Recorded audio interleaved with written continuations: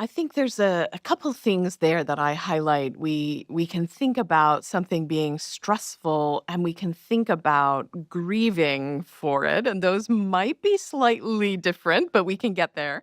But what I would say most directly to your question is yes, it is true that sudden losses are harder for us to learn, to understand what's happened, because we don't even have sort of a conscious we've never run the scenario sort of through our mind, so of course it's more difficult for us to now imagine it.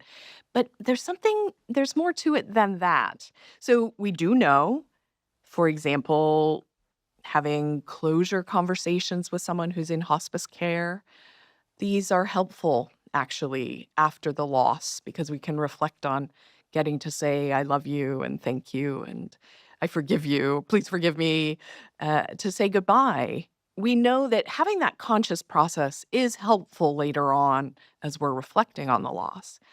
But I will say that it doesn't necessarily change the attachment biology. So the attachment is an implicit belief. It is an everlasting belief.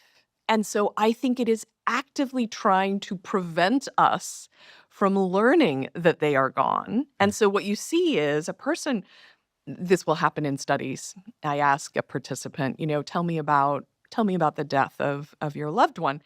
And they'll tell me the story of how they were, in palliative care and they had this terminal diagnosis and so forth. And then I'll say, was the death sudden? And they'll say, oh, absolutely. I had no idea. Because I think that the belief that they will always be there does not respond to logical thinking, you see? And so you can still pick up the phone to text your loved one, even though you have known they were going to go, even though you know they've been gone, because there's a piece of your brain that is still operating under the belief they don't have to be in my time and space.